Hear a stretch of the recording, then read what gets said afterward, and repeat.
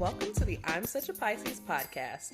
We're two friends taking an explorative journey into all things astrology and a little woo. I'm Christine. I'm a creative, intuitive counselor and coach, and astrology enthusiast. We Pisces like to wear all the hats. You can find me on IG at The Dreamy Piscean. And I'm Shelby. I am a licensed social worker, a big feelings person, and a light skeptic. Here to learn all the astrological things. You can find me on Twitter at Shelby Tweeting, and being a Cancer rising on Instagram at Shelby Cooking Things. Welcome to our show. Hello, everybody. Welcome back to the I'm Such a Pisces podcast. I'm Shelby. And I'm Christine. And we have a really good episode for you today. I'm super excited. We have a special guest. And I know it's going to be good because we already recorded the meets with our special guest. So, yes. Oh my God. It's going to be really fun. But, well, I guess Christine and I have already had a lot of conversations about how we're doing, so I'm not even going to ask. Right. Because I know. Virgo season. It is. It's Virgo season. Instead, I'm just going to ask you, Christine, what's CoStar giving you today?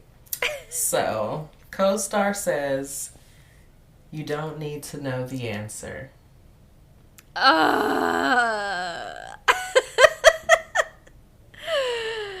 Yeah, okay. Yes. Sorry, I know what that means in context of your life. Yes. And you're right. Just let it go. You gotta just let it go. Go with the flow. Release It's almost the control. Mercury retrograde. Right. It's time to just... We're in a retro shade. Yes. Time to release. Time to slow it down.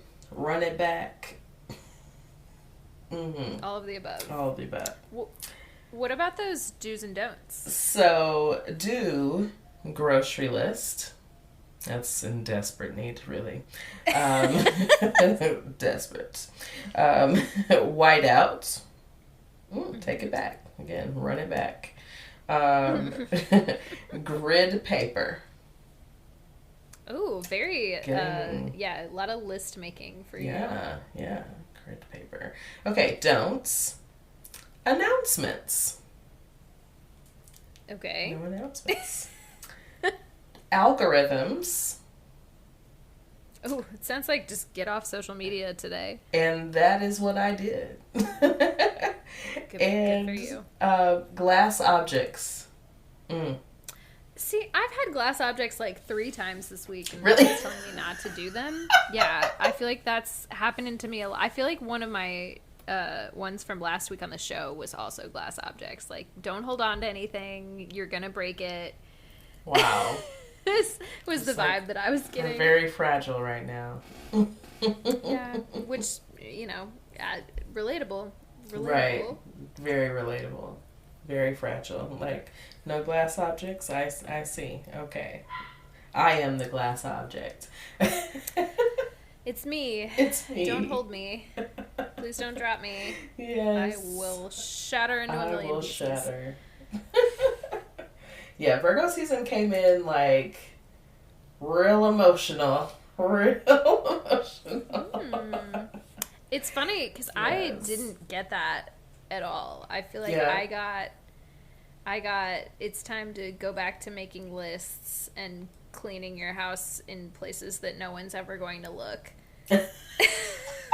I feel like Leo season was emotional for me in like a weird way. Like remember that meme that you had last week that was like someone on The Simpsons being like looking at themselves in the mirror like, that's cute. Yes. And it was like Pisces like 2 minutes after crying. Yes. That was all of Leo season for me. Or no, it was Leo. I think the meme actually said Leo. Yeah. Oh, yeah. And I was like, same. Mm-hmm.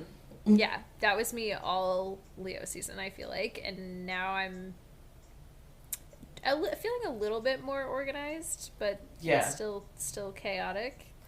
Yes. Emotionally. Like, I mean, I feel like I've been busy. I've definitely been busy since Virgo season started. It's very interesting. Like, all of a sudden, I'm like, okay, we're doing a lot of things. We're very active. Like, okay, we're doing. But also in the midst of that, a lot of emotion. Like, just a lot of emotion coming up. So processing all the things that you're doing takes a lot of work. It's interesting just how life's. Life's. We know Christine and her Virgo stuff. Right. This is my favorite season. It's the most wonderful time of the year. It's Virgo season. And also simultaneously the most challenging. Yes. But we're, the next day was better. Things are, the week has been interesting. So, I'm looking forward to tomorrow. I'm going to spend time with my nephew. That's like my, emotional respite at the end of the week. It's like, let's go be with a 2-year-old and do those things. That'll be good. I'm excited to see all the Instagram content of him being TT time. Yes. So cute. Yes. So cute. Okay, so what's CoStar giving you today? So today, CoStar is telling me to study my heroes. Oh, okay. And I had to really think about this because I read it earlier and I was like, who are my heroes? Right. Introspective. We keep saying this on the pod, but loyal to no one. So I'm like, who are my heroes? Who are they? I don't know if I really have any. Like, everybody has flaws, so, I don't feel like I really have anybody to... Oh, shit. It's time. Sorry. Do you ever... I just got a notification while I was looking at CoStar. Do you ever use the Be Real app? Do you know about the Be Real app? No. What it see like? Am I old? No. What is the Be Real app? I think it's like a really new thing. Where... Okay, it's this app that sends you a notification once a day, every day, and once it sends you the notification, you have 2 minutes to take a picture of what you're doing exactly in that moment, and you can only see your friends' posts if you do it, and you do it on time. So it's you're being real because you're telling people exactly what you're doing, and it's time for me to be real. So you're gonna be in my Be Real really quick. Okay, thank you. It's such a fun app. I'm kind of obsessed with it, but I only have 5 friends because it's not very popular yet. But anyway, my bad. Look, I'm gonna look it up after this. It's fun. Please add me. Anyone else that listens to the pod want to add me on Be Real? It's a great time. Yes. It's still new though, so it's really buggy. So sometimes I'll post a picture and it just will not post, and I'm just well, what the hell happened there? Anyway, it's I'm trying to be real. I'm studying my heroes. That's what CoStar is telling me to do. Yes. Let's see. Let me go back in here. So my do's include lockpicking, schemes, and conspiracy. So we're getting a little, into some shit today, apparently. Some criminal shit, yes. Okay. It's telling me my don'ts are stalling, complicity, and repetition, which is wild because that feels like all I did today. Oops. Sorry. Well, not ideal. Didn't get that one. I missed the mark today. Don't beat yourself up. Thank you. It's Virgo season. I'll try not to. I like the conspiracy though. I'm gonna see if I can tap into my conspiracies later today. I'm with it. So yeah, I'm with it. That's CoStar today. CoStar's given the real as usual. Do we have relatable content for us We today? We do. All right. So I'm forgoing my usual relatable content and Sorry, I just got distracted by something it's okay. I saw. I'm so sorry. I was trying to pull it up. I just got so distracted by the Be Real app, so just don't even worry about it. I did a whole tangent to tell you about it. Okay, so I am foregoing the usual relatable content for a Virgo season astrology update, a horoscope, if you will. So I'm just going to read through them for everyone. So here we go. We're going to start with Aries. Okay. Aries, the sun moves into your 6th house, pulling focus to your day-to-day routine. Take inventory of your habits. Make space for activities that support your mental and physical health. Harness Virgo's analytical energy to get organized. Okay. Nice. Taurus, yes. Taurus, get ready for some spice. The sun energizes your 5th house of love, creativity, art, and pleasure. Embrace a new romantic or platonic connections. Ooh. Explore your inner child. You're feeling flirty and fun, and it doesn't go unnoticed. Okay, Taurus, get it. All right. Gemini, you might move this month or focus your energies into your home life.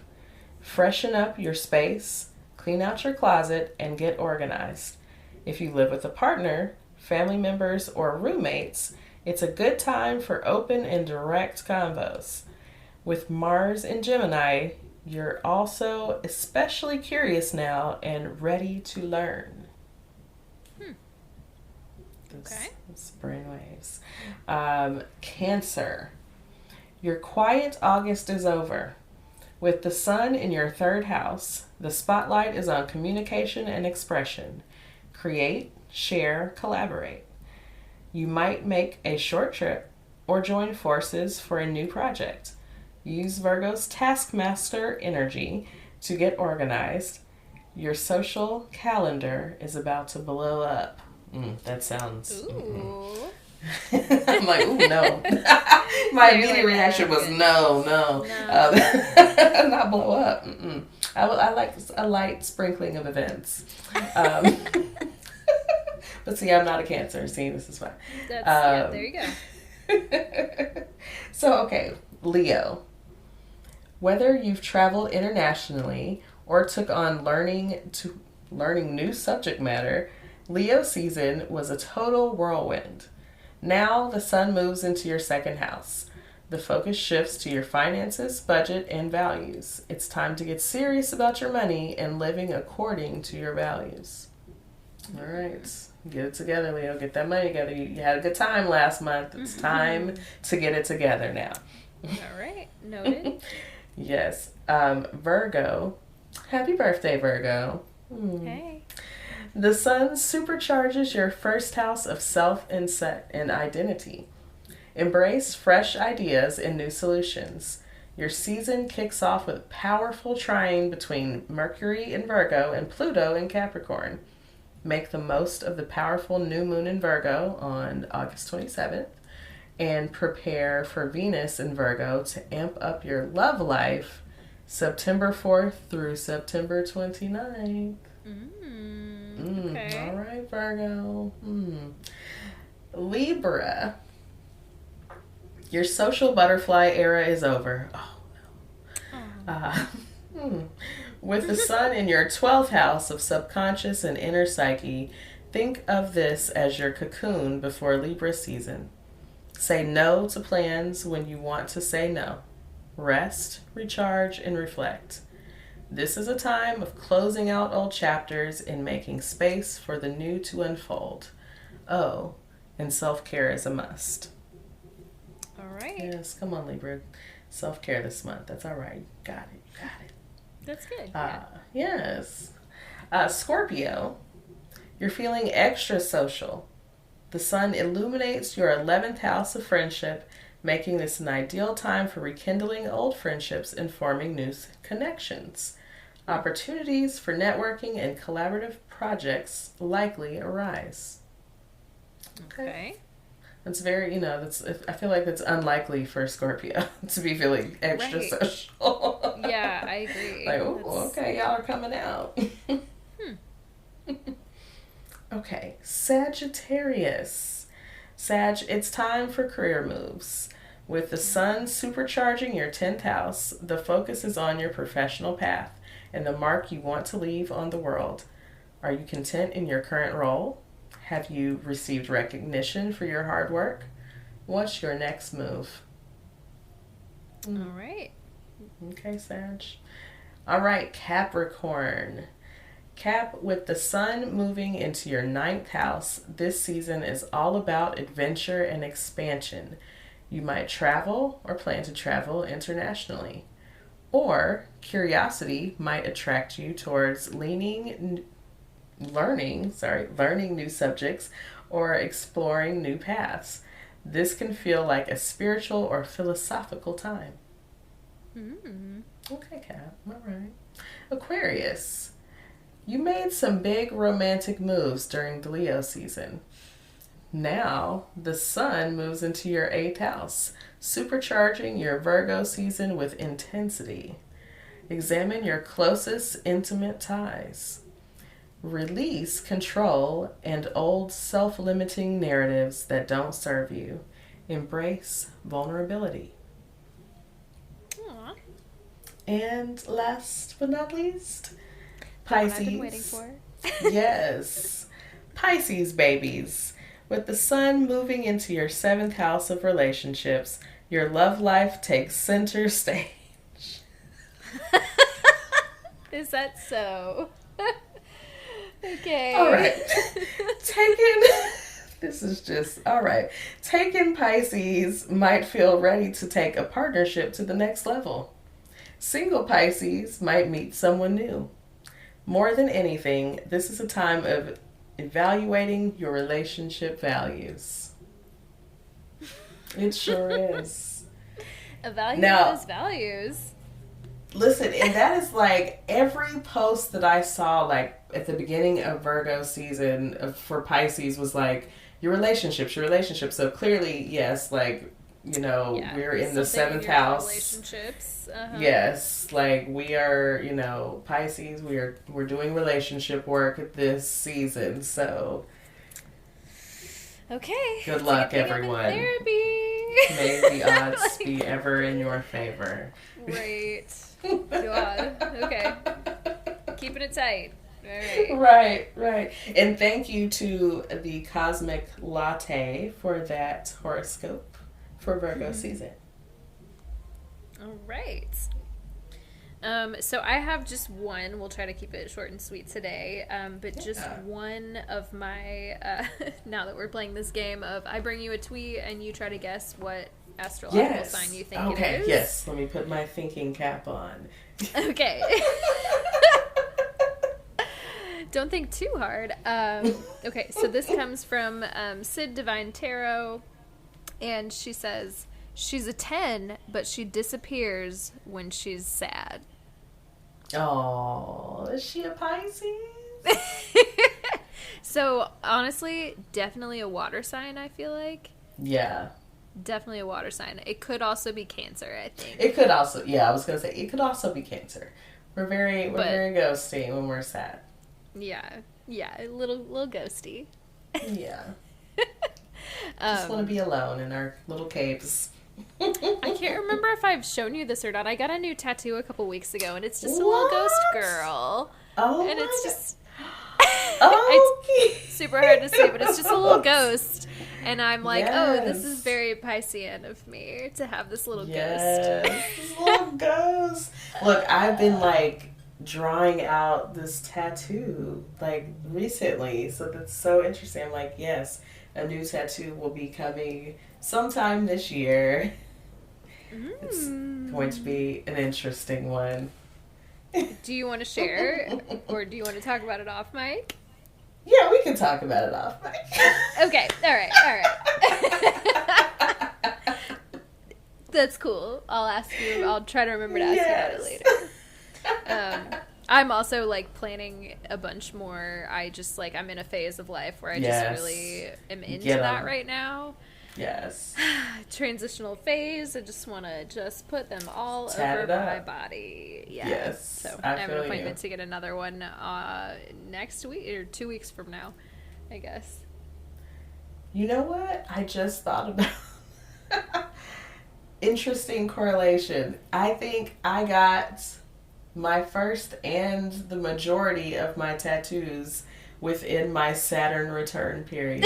I knew That's you were gonna so say interesting. That. I knew you were gonna say that. Yes. I'm not surprised. That's so interesting. Yeah, I feel like a transit happened or something, and I was like, time for tattoos. Yep. Yeah. I just like, I feel like I waited late enough, it's like 30, almost 30, like, I've thought about this. Yes. I didn't get my first one till I was 28, and then I didn't get another one for several years, and then my next one was my first big one was when I was 30, and now I'm just ready to just cover myself in them. So, yeah. Jack the other day was like, are you okay? And I was like, yeah, I just like really am excited about getting tattoos. And he was like, okay, it just feels like you're getting a lot. I was like, yeah, it like, does. Okay, doesn't you had it? 1 and now you have 15. Like, what happened? Oops. That's how it goes. It's how it goes. You might slow down. Everyone's pace is different. Like, I took a break, but I feel like I'm about to be back. So we'll see. I definitely have like a few that have been planning in my head. But this one is kind of new. It's like a new inspiration. I'm like, yeah. Mm-hmm. Okay. We'll see about it. I like it. Any other relatable content that we want to touch on today? I think we're good today on relatable content. Right. I did have something. Go ahead. So, we have recently discovered that there is an astrology dating show called Cosmic Love on Amazon Prime. It's going to be so good. And I think we're going to do a watch along. Yeah, we have to. Yes. So I asked the internet, and like 6 people were like, yeah, I'd love to see you review that on the podcast. So I'm like, okay, that's enough for me. That's enough for me. That's all it takes. Yes, like just a few people. Like, absolutely, let's do it. So maybe we'll carve out a little piece of the show. Well, maybe we'll do an episode a week or so. So we're not going in too deep, just enough. Yes. And we can come back and chat about it during relatable content. So fun. Yes. I love a watch along. Me too. And it's been a while since I've really I'm usually late to things, so I'm excited. I'm gonna watch the first episode soon, so we are prepared to have a conversation about it. Actually, that's maybe something we can talk about off mic. Maybe since I'm going to be in town in a couple weeks, maybe that's right. We get together and we just, instead of doing a full episode, because it's Labor Day next week, or not, by the time this episode comes out, next week will be Labor Day, so maybe we just do a little, review of the first episode together. I would love to. Now, I will tell you that I did watch it. But I also kind of watched it distracted, so I would like to tune in more, so I'll wait to watch it again.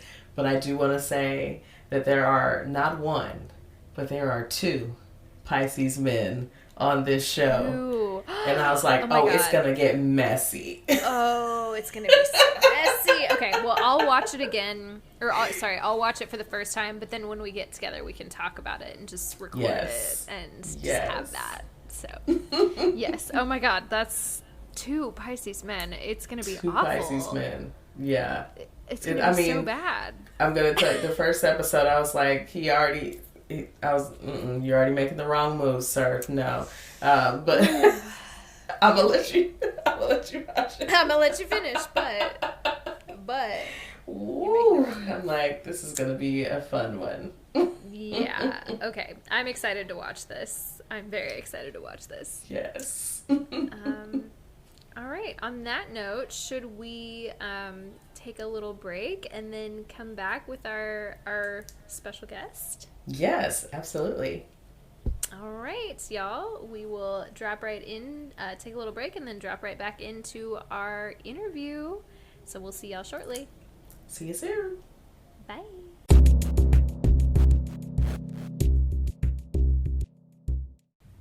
Welcome back to the I'm Such a Pisces podcast. We are here with a very special guest today, Cosmic Cat. Hi. Hey, girl. A little bit of a delay there, but yeah, I'm so excited to be here. All Thank you, ladies, good. for having me. Yes. Well, would you like to introduce yourself? Tell us who you are, what you do. Yes, of course. So I'm Cassandra, but you probably know me as Kat, and I'm the content creatrix behind I Am Cosmic Cat. I'm the internet's favorite astro babe. I also do creative mentorship, and I sell a whole bunch of really cute pastel witch goodies. So I'm like a jack of all trades. I do it all. I love it. Same, girl. Same. You guys are over here with your cute, like, influencer-esque, like, very creative, and I'm just over here with, like, a real regular person Instagram account and a podcast. I love it. I don't know what I'm doing. Honestly, at all. I miss it. I wish I could just revert back to like a regular Instagram account. Like I have my regular Instagram account, but social media takes over your life. So it does. Yeah. It is. I mean, it's like all encompassing. Like, oh, I've got to create content. I've got to do these things. I've got to post at this time. Like, it's a lot. It's relentless. Yes. So we just wanted to have a little chat with you today, and get into some astrology, get into some you. So just wanted to start out with your big three, your little three. Yeah, so I'm a Taurus sun, moon, and a Virgo rising. I almost forgot my rising sign for a second there. And my little three, I am an Aries Mercury and a Aries Venus. Ooh. Wow. Oh, what's the third one waiting for? Mars. Wait, Cancer Mars. Yes. I was like, wait, there was a third. Yes, there's a third. Very So Aries, nice. Mercury, Venus, and Cancer Mars. Okay. Interesting. I Yeah, also what do y'all have think? an Aries, Mercury, and Venus. Really? I love that. Yes. Okay. Yeah, I think, does that mean we all have an Aries Mercury? Yes, I also it have an Aries does. Mercury. Ooh, this conversation is about to be like hella decibels. Yes. Yeah, I know, we're gonna get so loud. Yeah. Yes. Just screaming over one another. So I love all of your big three are earth signs. You are probably extremely grounded, maybe? Mhm. Yeah, I definitely can be. Like, as a Virgo rising, my chart ruler is my Aries Mercury, so I feel like I come off a lot more fiery than the average earth sign. But, oh, Yeah. hell yeah, I am like a triple earth goddess. Like, Yes, no one can rush okay. me. I'm very self-assured. I'm very self-aware. I'm stubborn AF, so all that stuff. The I best love things. it. I love it. Yes, the favorite things. Yes. A lot of my favorite people are Taurians, as they say. Yeah. So, Yes. you know, Yes. fits right in. And then if Christine, of course, is Taurus rising. So The Ooh, Taurus blessed. rising. Yes. I love that. You can tell you're Tauruses. Venusian. Yes, thank you. So, tell us about your journey with astrology. How did you Oh my come to goodness. astrology? Yeah, I've been into astrology since I was about 9 years old, honestly. Okay. And my mom had one of those really like thick 80s books. I don't know if you guys Ooh. know the one, but it's like that teal looking one. It's just like the book of astrology. It's like circa 1980 something. And I've always been obsessed with like personality quizzes and stuff, and once I discovered that, I just like ate it up. And it used to be like just a plaything, and I just kind of like studied it. I guess I didn't realize at the time that I was like studying it so hard, and I wanted to understand my birth chart. At first it was just like, oh, I'm just a Taurus, and then you kind of get into that birth chart discovery, and it's so magic to find out that there's so much more to like unearth. So that's really where it started. Yeah, so you were you were young. Like, I feel like I didn't come to astrology till I was a teenager, and it was kind of that like back of the magazine situation. So I didn't know anything really about astrology probably until a few years ago. I think a lot of the world didn't really care about astrology as much as they care about it now until a few years ago. Yeah. And like I would say, like, I think the pandemic made everybody like a bit more spiritual, because suddenly we were just like crammed in our houses and everyone just wanted answers. And you know, like that thing they say, like, oh, like astrology and tarot is like recession proof. So it's like, okay, yes, I love that. Yeah, well, because when shit hits the fan, everybody wants answers. So I think that's where this kind of like astrology boom really happened.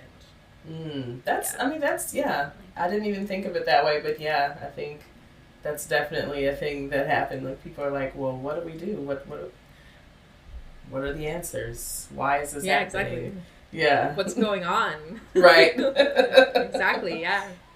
I also think it's super interesting that you, A, got into it really early, but then B, knew about birth charts early on. Like, I think everybody was maybe exposed to astrology early on and just had that, like, oh, I'm a Pisces, and so I was always like really trying to identify with that, and it fits sometimes, but then every once in a while I'd be like, you know, that doesn't really fit. So just to have that whole person, you know, entire birth chart awareness so early on, I wonder if, do you feel like that played into your own personal development, self-awareness as a young person at all? Absolutely. So my Mercury's in my 8th house, so that's like the like investigation house. So as soon as I latch on to some information, I just really like am a bloodhound for it. Like, I just go searching for it. So similar to you, actually, where I related to my sun sign, but I was like, why don't I like completely relate to my sun sign? Like, I'm not like this kind of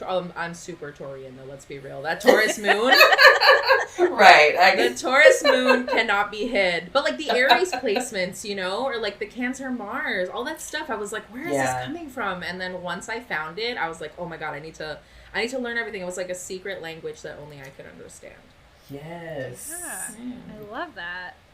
I feel like I'm just now kind of getting to that point, and most of it is thanks to Christine and also her asking me to be a part of this podcast, because I'm like, my role as the podcast host is like, I don't really know anything about astrology, but I'm just like here to learn things. You're here for the ride. I love that though. We all represent like a different journey, like a different place in the journey of like, you know, discovering astrology. So I think that's super cool. Yes. Yeah, I think you're maybe one of the more expert astrology guests that we've ever had. So thank you for that. Oh my goodness. For the opportunity. Yeah, you guys, I'm so flattered. I almost never feel like an expert ever. Well, in this space, I feel like you probably are. Thank you. Yes, absolutely. I'll take it. I'll take my flowers. Yes. So, how do you use astrology in your everyday? Oh my god. Well, I was gonna say I have ADD, so I'm neurodivergent, so I feel like astrology is one of my, like, interests. So I bring it up all the time. I notice it everywhere. There are lots of different astrologers that use astrology, like, to understand, you know, the future or current events. I've always used it for, like, people and to help me understand people. It's helped me understand myself better. It's helped me understand my partner better, my friends better. So I think I use it really in like a social context, if that makes sense. Yeah. I think it's like a great like interpersonal tool. Yeah, absolutely.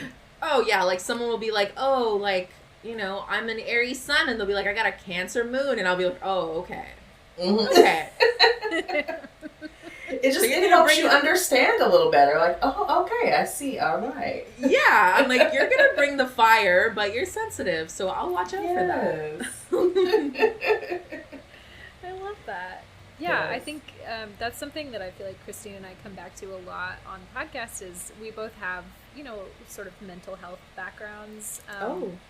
And I think that's it. For me, astrology feels like such a good tool for me, you know, personal self-reflection, but also just to understand the people around us in a different way. Exactly. Absolutely. It can like definitely increase your, you know, your compassion and your empathy for people. I know like people are obsessed with compatibility and they want to know instantly, like, will we match? And it's not really about being a good match or a bad match. It's more about understanding the energies that individual people are bringing to a relationship or a situation, and then basically working with what you got. Yeah, absolutely. Exactly. And it's, I think you said earlier you were talking about how you were also into like personality tests and things like that.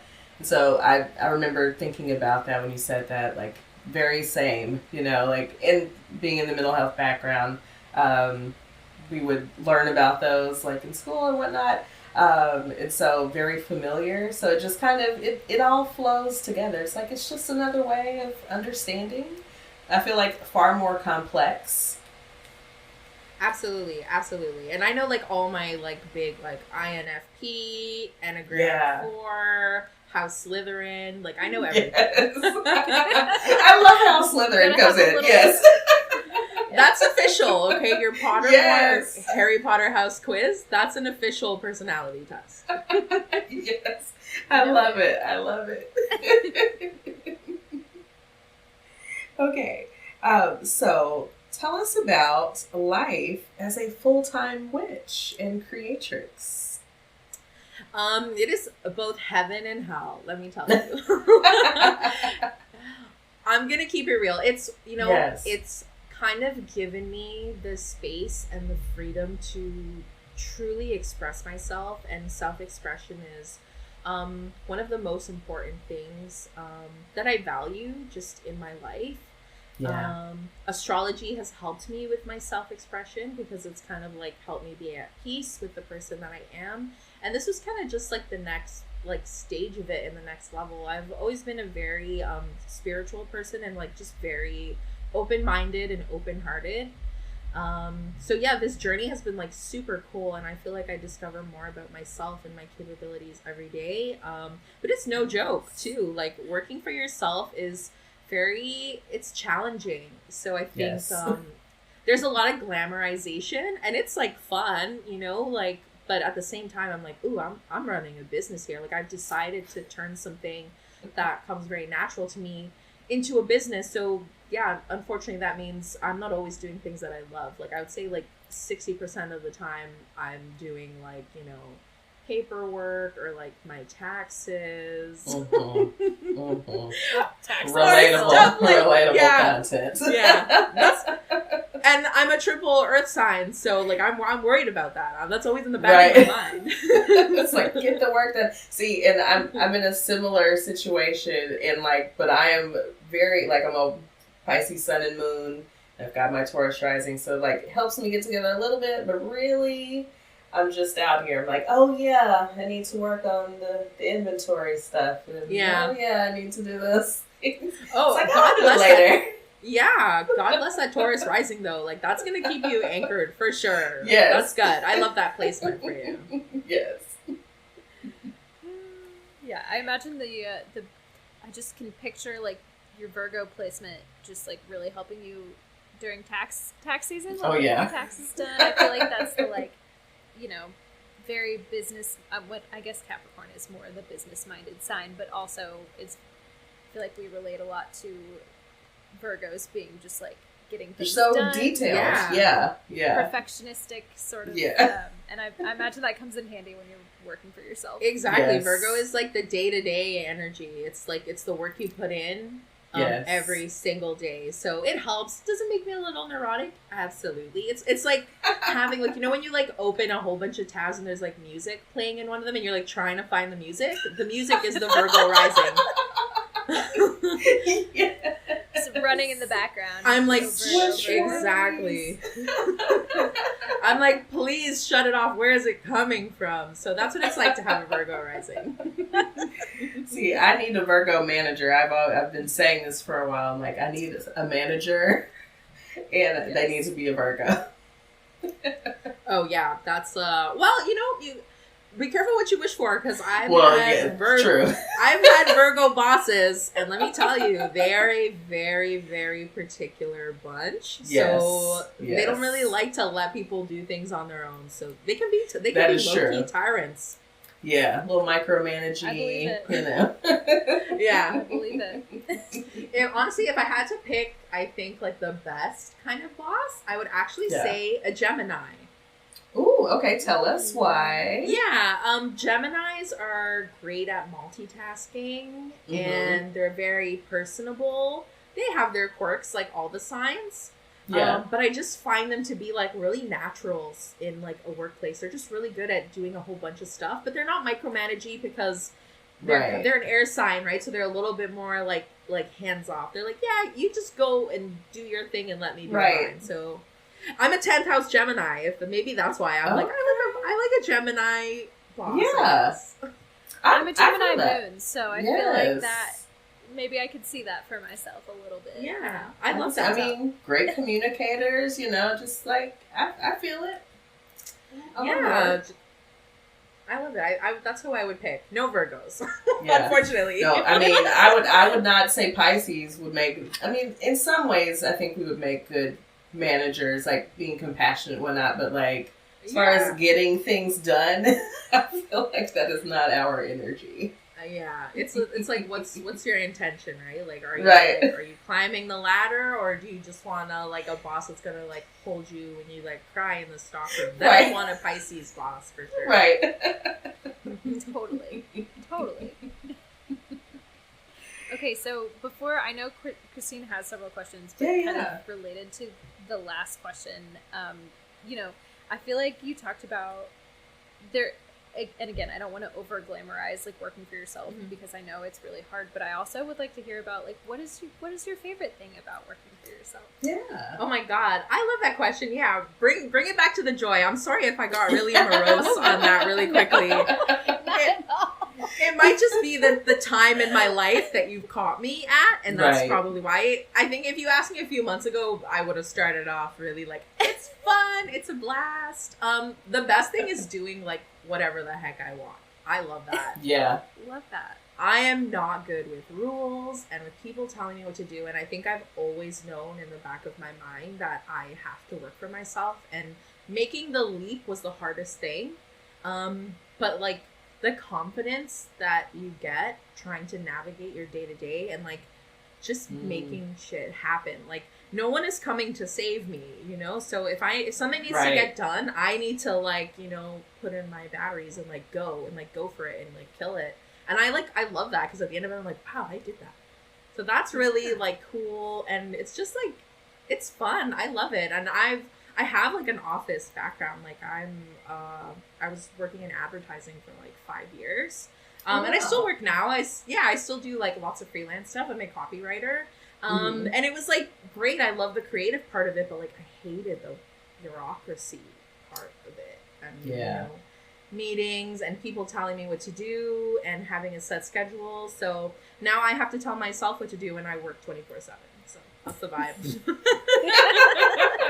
That is okay, I wonder, is that part of it too that is like challenging, like the work-the-life balance? You said working 24/7. I'm like, ooh, yeah, that's a lot. You have to kind of like having like a schedule is like important. I try not to like beat myself up too much about not having like a perfect schedule, because if I'm being honest, I don't have a perfect schedule.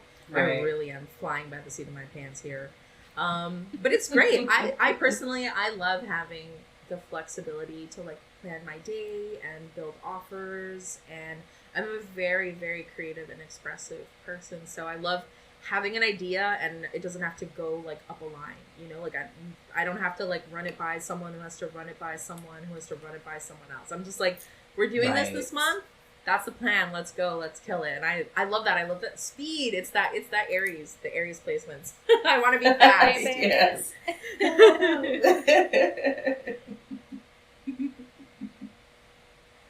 So I know that you like to get into celebrity birth charts on your Instagram. So I was curious. I'm a huge like pop culture hoe, so I like love. We love it. Yes. I love celebrity birth charts, and I have like my series, my hot guy astrology. That I need to bring that back. I need to add more of that hot guy joy thing in my life. But I love it. I love like looking at their charts and like trying to find out like similarities between them, or like, you know, common placements in famous people, or like comparing it to like what they're going through in their lives. And I dig that. I have so much fun with it. I love having fun with astrology. Yes. So, I mean, what's one of the most interesting things you found in like your celebrity birth chart digging and matching? Yeah, I love, like, I think mutable placements are like a really good sign of like fame or some kind of, you know, notability or like notoriety sometimes. Like Sagittarius, I know most people will associate fame with Leo. Right. But it's actually Sagittarius. Okay. Sagittarius is like, I noticed lots of famous people have like Sagittarius North Nodes, Sagittarius Moons, Sagittarius Suns, and it's just like, it's really cool to see that. So every time I look at a celebrity birth chart, I'm like, let's see how many Sagittarius placements there are. 'Cause Sagittarius is like the world. It's like bringing your talents to like the world stage, you know? Whereas Leo placements and Leo energy is more like, it's just self-expressive, like, you know, for oneself. It's like coming from one's soul. But Sagittarius is like, okay, let's make this global. Yes. I love that. Okay. Yeah. Sag. Okay. So it's interesting that you say that, because I feel like I was looking this up for something that we were doing a while back, and the two that I thought were the funniest to me were, there's like 10 or 15 like different rappers that are all Geminis. Yeah. Yeah. How did you all end up as Geminis? And then the other thing that I think I mentioned this a couple weeks ago on the podcast, there's I think it's either I think it's an Aries moon. Like a bunch of cult leaders have Aries moons. Oh, yeah. I mean, that all makes sense to me. Like, it's true that a lot of rappers have Gemini placements, and it's like Gemini is the sign of communication.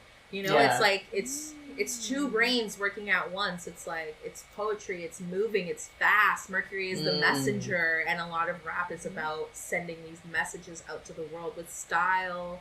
Gemini is a trendsetter, the ingenue. So I feel like that fits for a rap artist 100%. I'm never surprised when I see a rap artist with a whole bunch of Gemini placements. I'm like, oh, of course. Right. Yeah.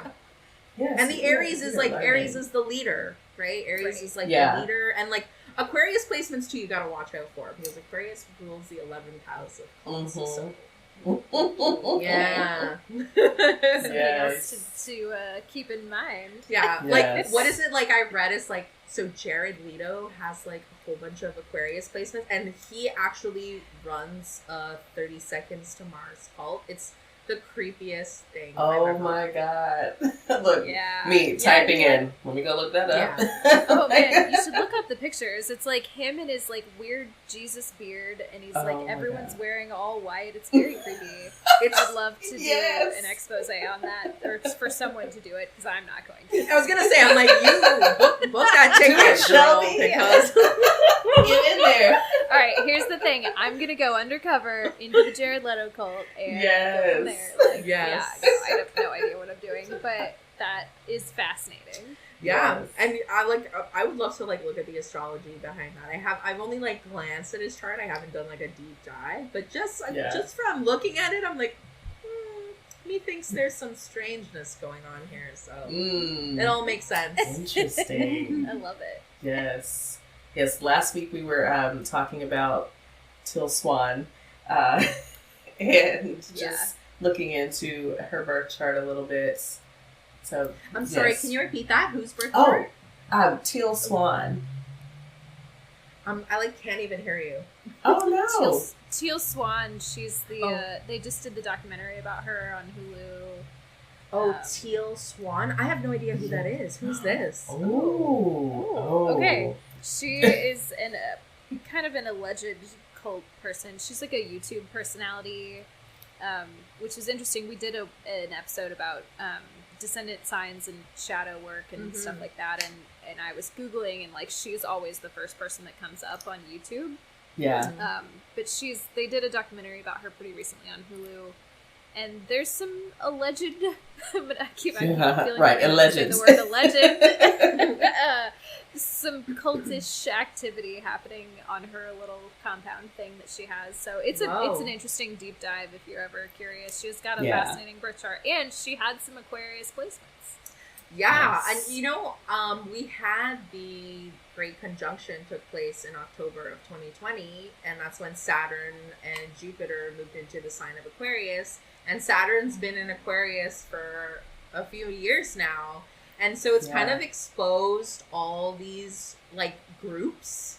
I don't know if, like, you've noticed. It's, like, it's very, like, kind of, like, searching for the truth and, like, exposing a lot of shady practices. Because, like, you know, the positive side of Aquarius is all this, like, brilliance and inventiveness. But then the flip side is it's a fixed air sign, you know? So it has its Aquarians are very stubborn in their ideologies. And that really is kind of like, you know, laying the groundwork for the start of, like, these high control groups, like cults and stuff like that. So I think that's why lately, I don't know if you've noticed, it's like the cults are, like, on everybody's, like, lips. Everywhere. And it's like they've always been there, but it's just been exposed so greatly, and I'm here for it. Yes. Yes. Let's expose all of them. Yeah, I love learning about the cults. My favorite conspiracy theories. Yes. Oh my god. So yeah, go ahead. Oh, go ahead. I was just gonna pick up on the questions, so you don't have to answer to ask all of them.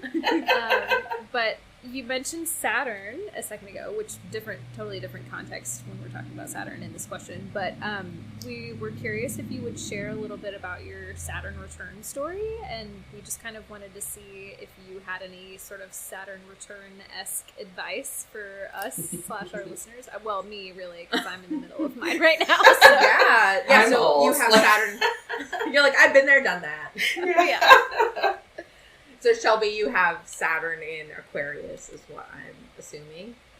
Yes. Yeah, so you're like, we're in the middle of the Saturn return. Well, actually, we're at the end, or the tail end. The last degrees have been really hard. But yeah, my Saturn return started in 2020.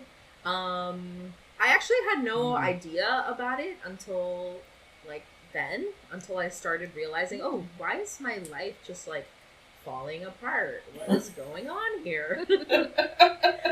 And then I went to look it up, and I was like, oh my god, my Saturn return started. And I had quit a really toxic, high-paying job. And I was just kind of like, am I crazy for quitting this six-figure job in the middle of a, panini?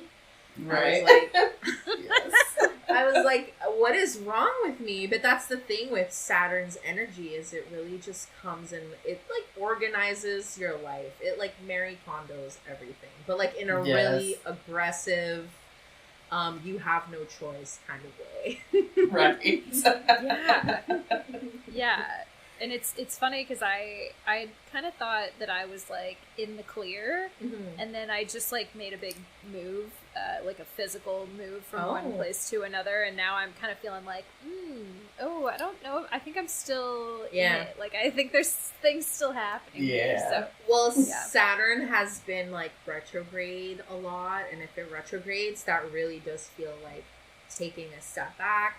It's been activated by so many things too, like the North Node moving into Taurus and Scorpio has activated the, Saturn in Aquarius. So if you have lots of fixed placements, Scorpio, Taurus, Leo, Aquarius, if you have Saturn in Aquarius, you're gonna feel that, like, tension, because these are signs that are square to Aquarius, and square is all about creating tension.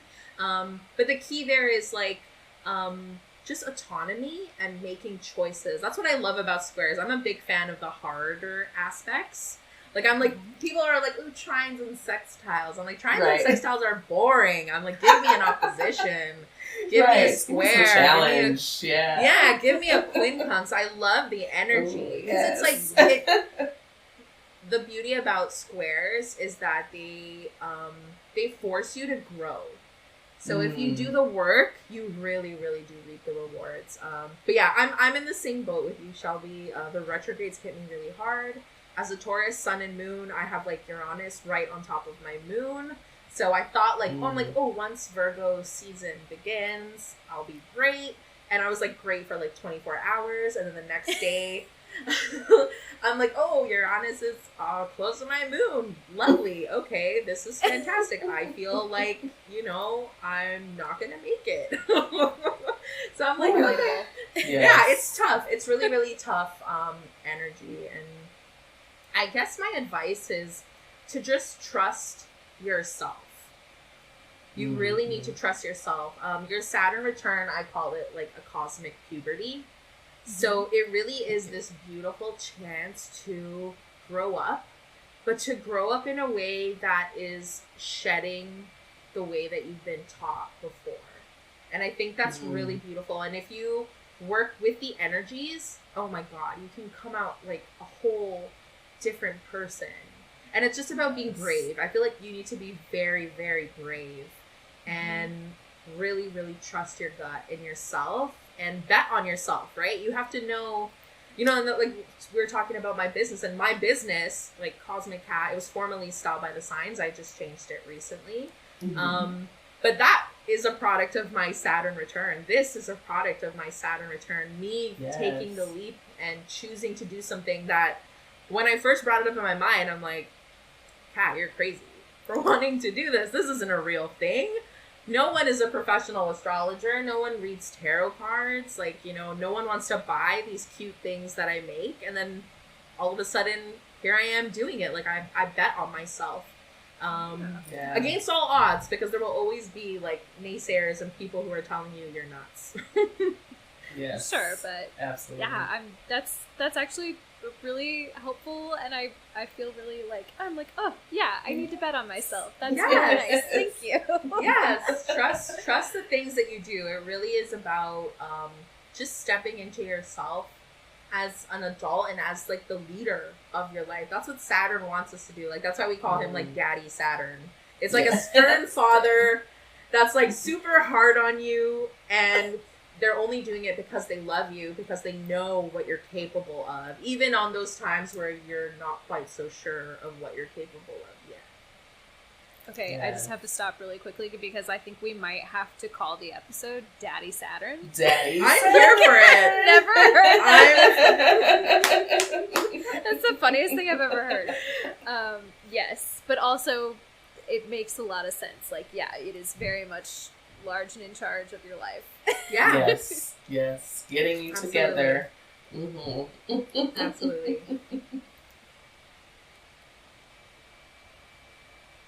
So, we've got some transits. Well, we always have transits happening.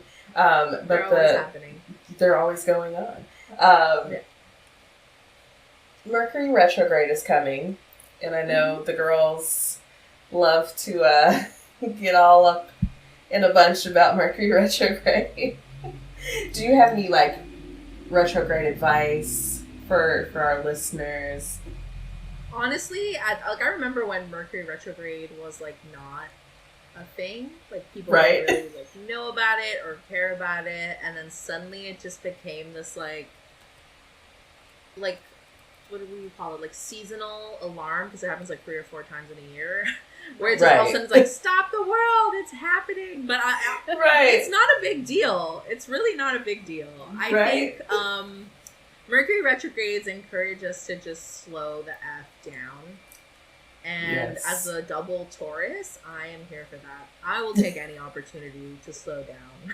Same. I am absolutely here for it. Yeah.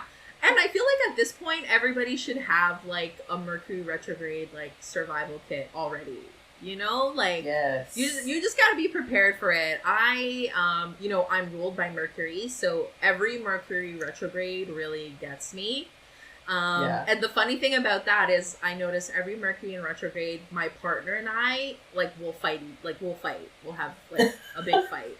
Oh, wow. And then I noticed a pattern, and I was like, hey... And he was like, yeah. And I'm like, I noticed that every time Mercury retrogrades, we beef. Like, we don't see eye to eye during that time. It's very easy for us to go from, like, 1 to 100. And he's like, oh my God. So now when Mercury retrograde comes, we literally warn each other. I love it. And that's so good. That's so good. You have to. It helps, right? So now I know the Mercury retrograde's coming, so I literally like talked to him yesterday and I was like, hey, I'm like, it's Mercury retrograde shadow phase. And he's like, oh God, when? And I'm like, it just started. We're in it. Right now. We're in it now. Exactly. Right now. Like, batten the hatches, grab canned goods, like a blanket, a flashlight. That's the vibe when Mercury retrograde happens in this house. But we're just prepared for it, right? So I just encourage everybody to like, just be prepared. There's no reason to stop your life because life is messy. Life is about miscommunications and mistakes. And I always tell people, if something happens during Mercury retrograde that makes you really stressed and anxious, don't do anything rash until after. Because I find that as soon as Mercury stations direct again, things just like miraculously go back to normal. So it's just the universe's way of, you know, giving you a second chance, maybe that you didn't even know that you needed. Giving you kind of like the space to take a breather and slow down, giving you the opportunity to come across really unique things that maybe wouldn't happen, you know, because you're like on your merry way, just like, you know, running through your days. And Mercury is just like, hey, but what about this? What about this chaos? You know? Yes. Yeah, that's a really good point. And it just, I don't know, I feel like there was a point where it was not a thing, and then a point where it was a thing, and part of me wonders, like, if some of that is just like the cultural zeitgeist of like people being more interested in astrology, but also we're so much more reliant on technology now than we were several years ago. Yeah. And it seems like it always, at least for me personally, retrogrades always affect me in like a weird tech things happening, like oh, my computer crashed, or like last week I was trying to edit the audio for our episode and there was this one clip that I kept like deleting and it kept showing back up in the episode and I was like, how is this happening? We're in the retro shade. I love that. I've never thought about that. It's so true. It's kind of like, it's a little more, like it fits more into our lifestyle. And like you said, because we're so dependent on technology, when it doesn't work, we're like, oh my God, you're literally cut off from the world. Like if you don't have any tech, if you're, you know, if Instagram is down or whatever, suddenly you're like, oh my God, like I don't know what to do, like what do I do? Like, oh, I have a whole day I can live, but yeah, exactly. I only have like real life to get back to. Right. God forbid. Well, but technology is also, and social media specifically for both of you guys, is such a big part of your business and your like livelihood and I don't know, Instagram being down is kind of a big deal. So. It can be. And you know what? When that happens, and if you notice, like lots of people in the spiritual community will be like, I'm taking this as a sign that it's time to log off. And that's what we do, you know? So Mercury retrograde is all about going with the flow. Do not fight the retrograde. You will not win. Right. Yes. Good point. You never will. No. You just gotta go with the flow. Take what comes. Be slow. You know, no last minute changes. No rushing. Just kind of be open and see. I think this one is happening in Virgo. Uh-huh. Is that correct? Yeah. Yes. Yeah. So, yeah, I think Mercury retrograde happening in Virgo is really fits on the nose with what I'm saying about just like slowing down and like Virgos have they want to do 100,000 things a day and then they want to beat themselves up when they only get through like 900,099. Right. It's like, oh, I didn't get to that one thing, so Mercury retrograde just really like pumps the brakes and is like, actually, just chill, just smell the roses a bit. Yes. Yeah, I love that. I like that. That's beautiful. Good advice. Be prepared and then go with the flow. Exactly. I love it.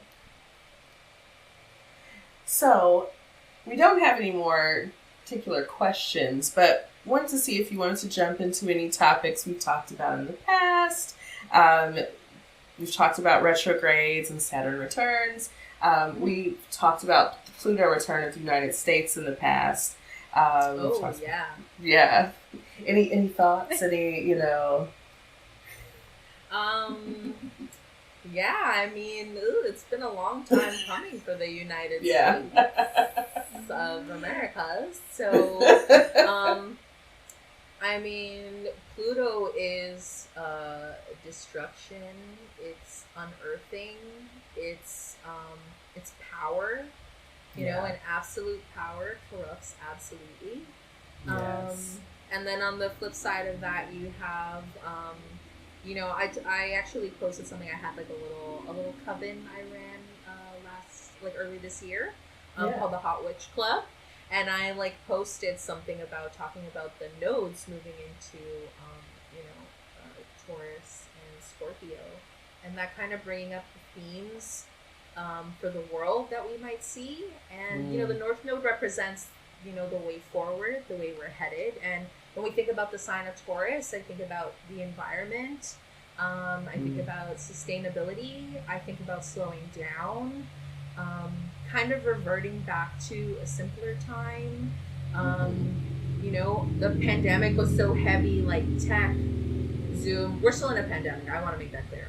But you know, we're still so heavily reliant on tech. And then as soon as the North Node moved into Taurus, it was like people were just so desperately craving that like one-to-one like interaction, like being outside, being with their loved ones, wanting affection. And I feel like that's like very much Taurus North Node. And then on the flip side of that, you have Scorpio South Node. So we're dealing with a lot of like money stuff.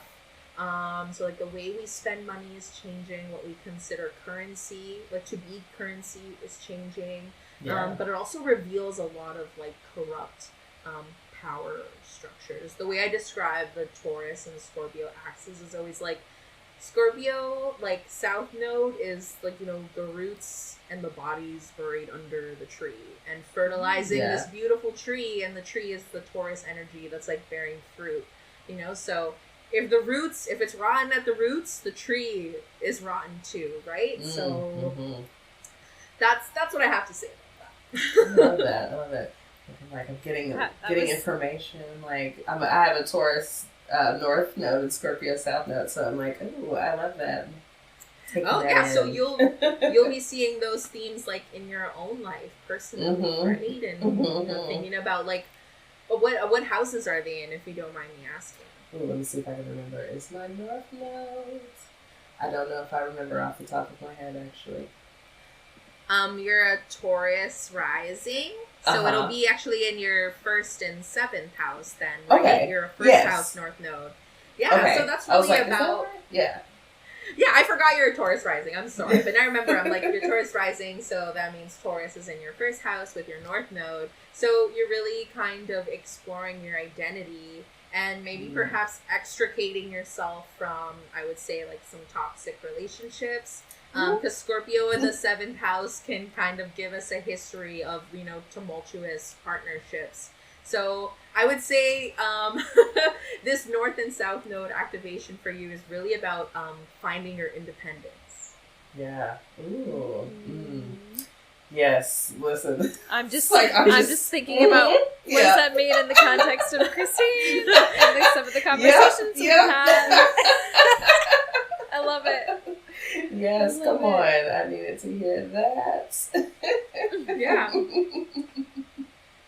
I hope that helps. It's good, you know, when we work with Plutonic energy or Scorpionic energy, there's lots of room for growth and transformation, and having a lovely 1st house, you know, North Node and Ascendant, it's just a really beautiful way. It's like, it gives you this really incredible ability to take the bad things that have happened in your life and like use them to make you stronger and make you a better person and more creative and more open and loving. So I love that.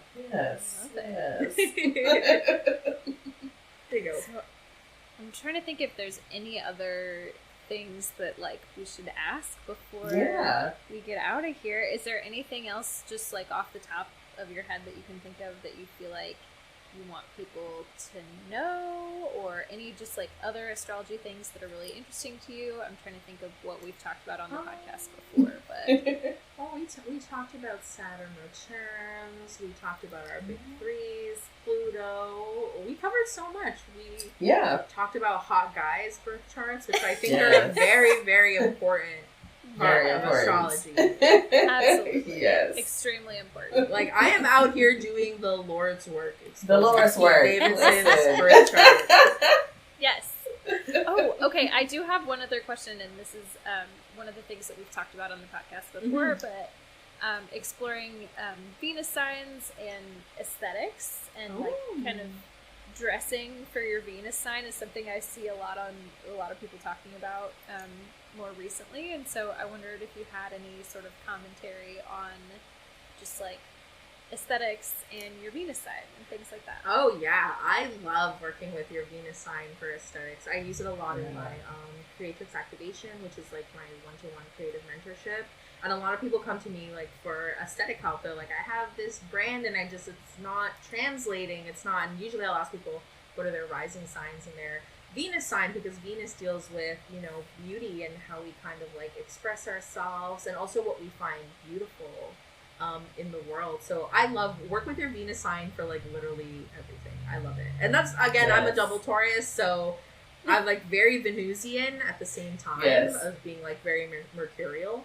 But yeah, I love working with Venus signs like for your aesthetic. Absolutely. Like I'm an Aries Venus, so you know, I love like really bold colors, and if you like, you know, go to my Instagram, it's like so much pink and red, and it's just like in your face, blah, all the time. I love it. But it's also kind of edgy because it's in the 8th house, right? So I like to have a little. It's like cheeky. I describe it. Yes. Okay, so I guess, do you mind if I ask you? My Venus is in Aquarius, and I'm like, okay, I guess I just don't totally know what to do with it. Like, what does that mean for me? Like, what does it mean to dress like an Aquarius or to, like, you know...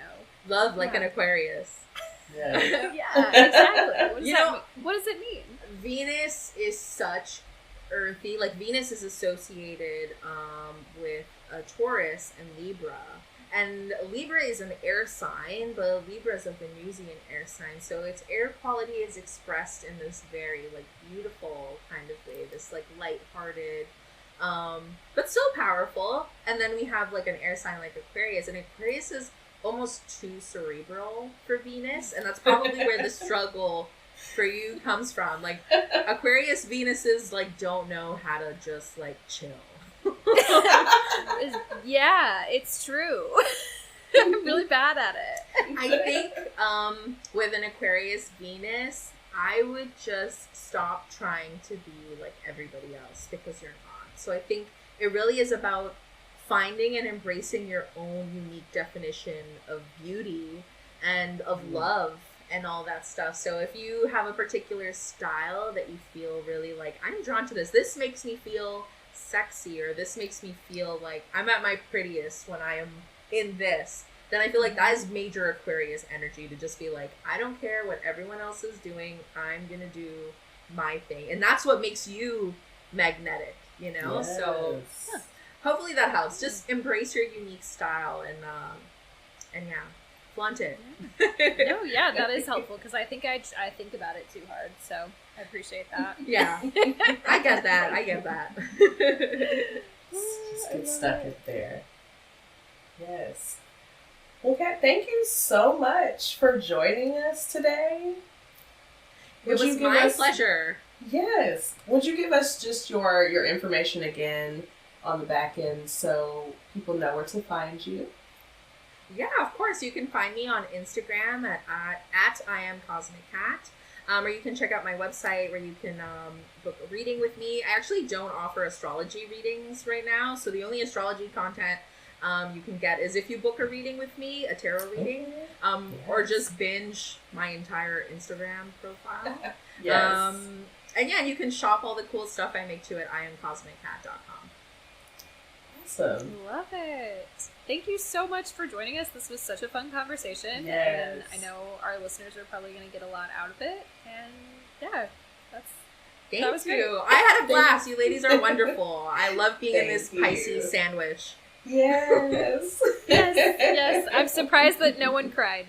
Right, I love it. She did, you did touch a little something. I was like, ooh.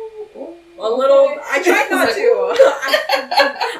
I knew. My earthy sensibilities. I know how to handle Pisces. It's always just like right here. Like they're just always about about to come out at any moment. So, it is what it is. I love that. I love that. Glad none of us cried. Thank you so much, ladies. Thank you. Thanks, Kat. Bye.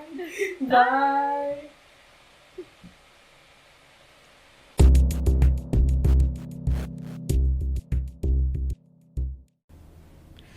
Welcome back to the I'm Such a Pisces podcast. We hope that you enjoyed our wonderful interview with Cosmic Cat. She was so great. She was awesome. I loved it. Yeah, she's so like willing to be on the pod, and it was just such a good conversation. We talked off mic about how she really touched on some things for both of us. We were not expecting it. I was not ready. I was like, ooh. I wasn't ready. Wasn't ready to feel feelings, right. But here we are. That's okay. It was good. They great. were all good. Yes. She was so wonderful. Yes. Oh my God. If you're not already following her on Instagram, please go follow her. Go follow her. Her page is so cute. Yes. And yeah, she just does great work. So it's the Aries Venus. So cute. Yeah. She's just a great communicator. Yes. Great at putting things out into the world. Yeah. Hopefully looking forward to more collabs at some point in the future. Yeah. All right. Well, that brings us to the end of the show. So we're going to wind down. And so I'll ask, Christine, do you have a Pisces moment of the week? I do have a Pisces moment of the week. And I'm pretty sure that it is a repeat. But it's just an emphasis on how much music is important. Okay? Yes. The other day, I was sitting out on the porch with my partner, and we were playing some music, and I lit up some incense. It was having me a little, good time. So, whenever I get high, like, a song comes into my head, and it's not all, it's always something different, but just like, it's like the music starts. The music starts in your own head first. Yes. And I don't know if that's, the same for other people. Maybe everyone has a different experience, but like that is when the music comes on, and it's a song. I say a song comes to my spirit. Yes. And I shared it with my Instagram. But like the song was Busta Rhymes, Give Me Some More. And that is not what I was expecting. Okay, right. Like, I haven't heard that song in years, and I mean, I was vibing out with my little incense. I was dancing, like, on the porch. We're outside, getting it. And then Melissa, like, asked me something. Like, she starts talking to me about something, and I'm like, no. Not computing. Like, I am vibing. Like, what are you talking to me about? I can't hear you. That is such a thing, and okay, so it's interesting that you say that, because I am in this phase right now where I feel like I've been in a weird place for the last few years, because I only ever wanted to listen to podcasts. Like, it was really hard to get me to like listen to new music. I was like really struggling with it, and something happened in my brain where I just like, now I just have to be listening to music all the time. Like, I just do not want to listen to anything, and if I'm really feeling it, I will get so upset if someone interrupts that moment. Yes. And I'm just like, well, now I'm going to start the song over. Right, and I did. Yeah, and did. Because I was just like, okay, you're still saying words. Okay, let me pause. What are you saying? Because I can't hear you because I'm vibing. I'm vibing, okay? You're disrupting the vibe. You're a bitch killing your...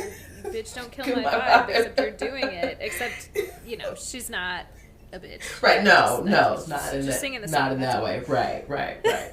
But it was very much like the teacher, the adults on like Charlie Brown's like, wah, wah, wah, like, what are you saying? I'm like, why are you trying to talk? And I'm like, you see me. See me. Like, you see me. Vibing. Like, interrupting. I was in a whole dance moment. I'm like, what are you saying, ma'am? That is very funny, very Piscean of you. Yes. And it reminded me that I was not really sure what I was going to talk about because I didn't have a Pisces. I told Christine off mic I didn't go to therapy this week, so I don't have a Pisces moment. But I do have a Gemini moon moment where I went to my first big arena concert since 2019 probably. Right. And I went to go see Kendrick and Baby Keem. Yes. And speaking of bitch don't kill my vibe, I vibed. I was having a real Gemini moment where I was just like really feeling it and being so social, and it just felt so good to like be around people and see a show. Like, now let me also say, I wore these boots that I was like, I look so cute. And then we went to my friend's house to pregame, and then we walked like half a mile from her house to the concert venue, and then walked back, but then we stood the entire concert on the, it's like, it's an arena, it's concrete stairs, it was, my feet fucking hurt so bad, and I did it to myself. But you know what? I didn't even care. I was having such a good time. Yes. I was vibing. I was feeling social. It was fun. I just had a really lovely time. Yes. I love it. I love it. Yeah. I saw your stories. I'm like, yeah, come on. I know everybody hates a Snapchat or an Instagram concert, but that's where I was. I was posting videos. I sure post mine just every time. Like, you're going to get this. Because it doesn't happen that often. It really, it's not enough. I can tell you that. Yeah. So when I'm there, you're going to see it. Right. So, yeah, I'm feeling like I've been in a real Gemini moon moment lately. Just being very social, just getting out amongst the people, doing the things. I love that. So I'm Christine's like, I love that. No, you don't. I love it for you though. I do. I want to love it for myself. But that's okay. You don't have to love it. I'm just in a phase right now. Because it's part of you, and so I love that for you. I'm like, I'm just over here in my hermit world, like. Well, you know what? I'll be in town in a couple weeks. Yes. I'll get you out and about on the town. Yes. We'll see what we can do.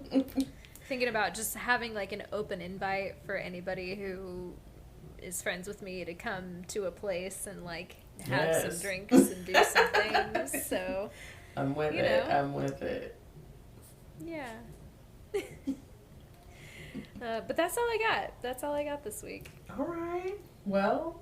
And per usual, we got no preguntas. No preguntas. No. Let's roll it on out of here. Let's roll.